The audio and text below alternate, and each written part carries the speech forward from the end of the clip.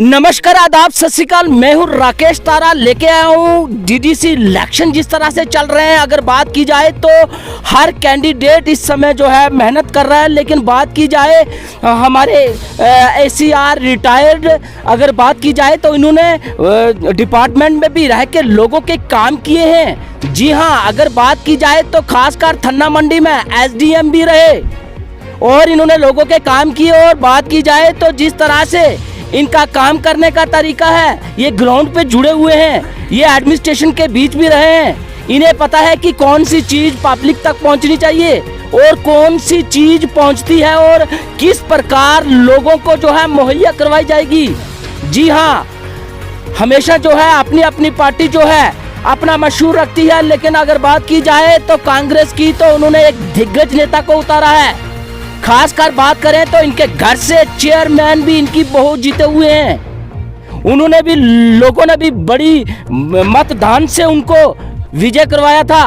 और अगर बात की जाए कयूम मीर साहब की तो ये तो एक कामों के भंडार हैं, क्योंकि एक ऑफिसर जब गवर्नमेंट की सर्विस छोड़कर आता है तो उसे पूरा सिस्टम पता होता है कि पब्लिक, खासकर जहां के रहने वाले हैं, इनको पता है कि हमारी पब्लिक को क्या क्या परेशानी है।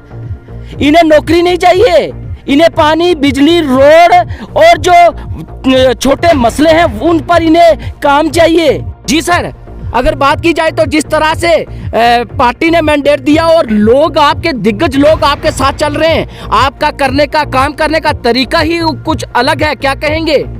मैं आपका बड़ा मशकूर हूं कि आप यहां आए। इस दूर दराज इलाका में बेसिक चीज़ें, सबसे पहले जो डेवलपमेंट की, किसी इलाका की जो डेवलपमेंट होती है वो रोड से शुरू होती है।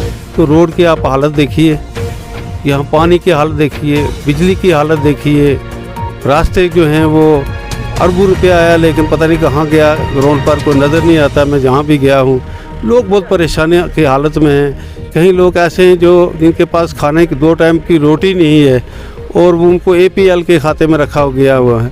कहीं जो डिज़र्व नहीं करते थे तो उनको PPL में रखा गया है। बड़ी परेशानियाँ इन लोगों के लिए। अब मुझे कांग्रेस ने जो है मैदान में उतारा है और मैंडेट दिया है इसमें, क्योंकि लोगों का काफ़ी प्रेशर भी है और सभी लोग बड़ा खुश हुए जब मुझे मैंडेट मिला और बड़ी मुबारकें भी दी। और इन्होंने एक तरफा इस थन्ना मंडी कॉन्स्टिट्यूंसी से, जहाँ से मैं इलेक्शन लड़ रहा हूँ, लोगों ने एक फ़ैसला कर लिया कि इस बार हम जो है मेरे लिए उन्हीं को वोट देंगे, क्योंकि मुझ पर लोगों का काफ़ी भरोसा है, एतमाद है। जो मेरा पास्ट रहा है या जो मैंने एडमिनिस्ट्रेशन में रहकर काम किए हैं, तो उसकी वजह से बड़ा भरोसा बना हुआ है इनका।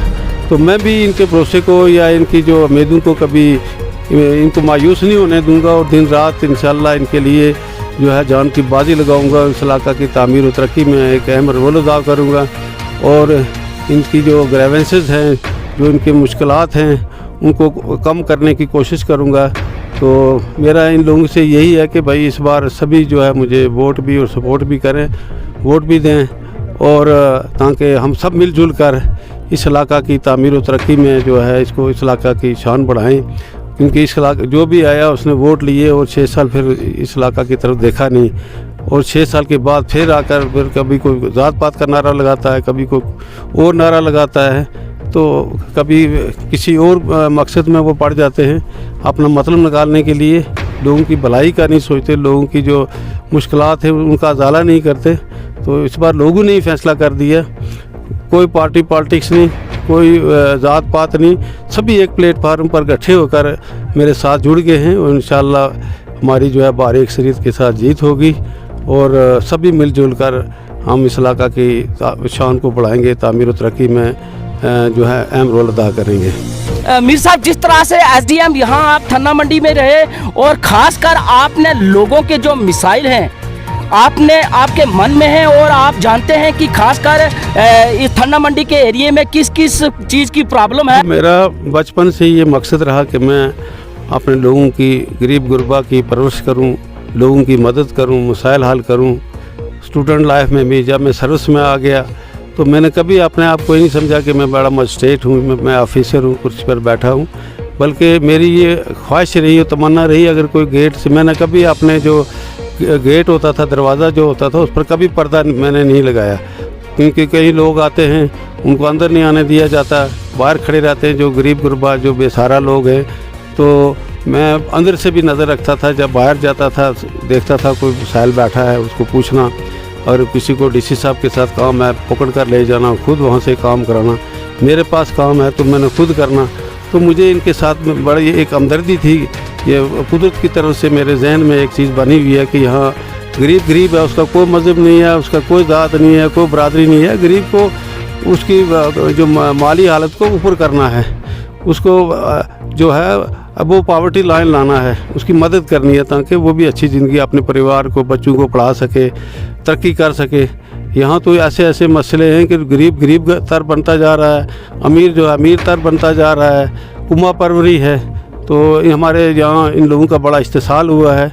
तो इंशाअल्लाह ये सारी चीज़ें जो हैं, क्योंकि लोगों का मुझ पर भरोसा है, इसीलिए इन्होंने एक तरफा फैसला किया है कि जो सभी ज़ात बरादरी के लोग इकट्ठे होकर मुझे इन्होंने अपना विश्वास दिया है, और इंशाअल्लाह मैं इनकी उम्मीदों पर पूरा उतरने की कोशिश करूँगा। राकेश तारा, जेके न्यूज़ ब्रेक, तारिक शाल के साथ। साहब जिंदाबाद, जनाब को यूं मीर साहब जिंदाबाद, जनाब को यूं मीर साहब जिंदाबाद, आजाद हिंदुस्तान जिंदाबाद, आजाद हिंदुस्तान जिंदाबाद, जय हिंद।